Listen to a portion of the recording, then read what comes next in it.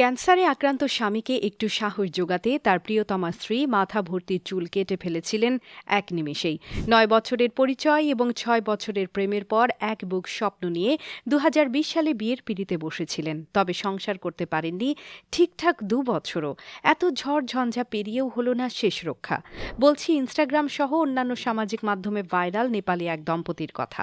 বর্তমানে নেট নগরীতে চোখ বুলালেই সৃজনা সুবেদী ও বিবেক পাঙ্গেনির করুণ প্রেম কাহিনী নিয়ে হাহাকার দেখা যায় নেটিজেনদের মাঝে।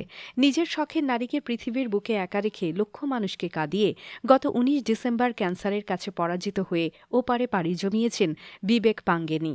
বিচ্ছেদের এই যুগেও একজন স্ত্রী তার স্বামীর জন্য ঠিক কোন পর্যায়ে যেতে পারেন তার এক অনন্য উদাহরণ সৃষ্টি করেছেন সৃজনা সুবেদী। নেপালে বেড়ে ওঠা মেয়ে সৃজনা সুবেদী স্বভাবে ভীষণ দুরন্ত ও ঝটপটে। অন্যদিকে বিবেক পাঙ্গেনি ঠিক তার বিপরীত প্রকৃতির একজন মানুষ। পড়াশোনার সুবাদে ২০১১ সালে একে অপরের সঙ্গে পরিচয় হয় তাদের। স্বভাবে বিশাল তারতম্য থাকা সত্ত্বেও তাদের মাঝে গড়ে ওঠে বন্ধুত্বের এক মিষ্টি সম্পর্ক।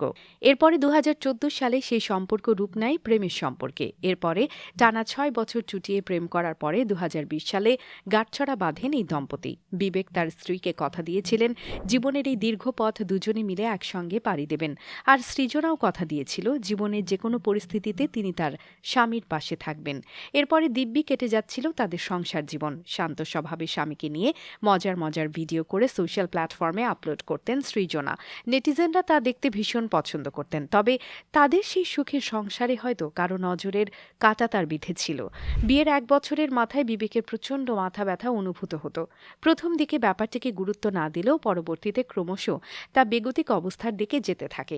এরপরে ২০২২ সালের শেষের দিকে তারা জানতে পারে বিবেক পাঙ্গেনি ব্রেন ক্যান্সারের 4th স্টেজে রয়েছেন। তার হাতে সময় আছে মাত্র ৬ মাসের মতো। খবরটি শুনে যেন মাথায় আকাশ ভেঙে পড়েছিল সৃজনার। সেদিন একে অপরকে জড়িয়ে তারা ভীষণ কেঁদেছিল। বিবেক পাঙ্গেনি ভেঙে পড়বেন দেখে নিজের মনকে পাথর করে উন্নত মানের চিকিৎসার জন্য স্বামীকে নিয়ে পাড়ি জমান বিদেশে। স্বামীকে একটু খুশি রাখার জন্য কিনা করেছেন সৃজনা। হাসিমুখে দিনরাত স্বামীর সেবা করে গেছেন। অবসরে বিবেককে হুইল চেয়ারে বসিয়ে রাস্তাঘাটে ও পার্কে ঘুরে বেড়াতেন সৃজনা।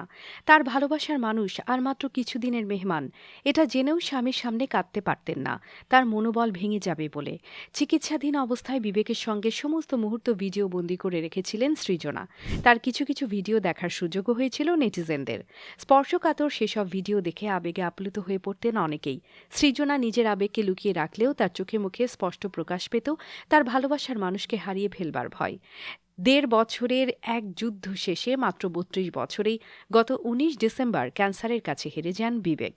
নিজের স্ত্রীকে দেয়া ওয়াদা বিবেক রাখতে না পারলেও সৃজনা তার ওয়াদা রেখেছিলেন ঠিকই। জীবনের সবথেকে কঠিন পরিস্থিতিতেই নিজেকে পাথর করে স্বামীর হাত ধরে রেখেছিলেন একেবারে শক্তভাবে। সৃজনা বিবেকের এই প্রেমের অধ্যায়ের সমাপ্তিতে শুধু সৃজনা একা নন, অশ্রুজলে ভাসছেন কোটি কোটি মানুষ।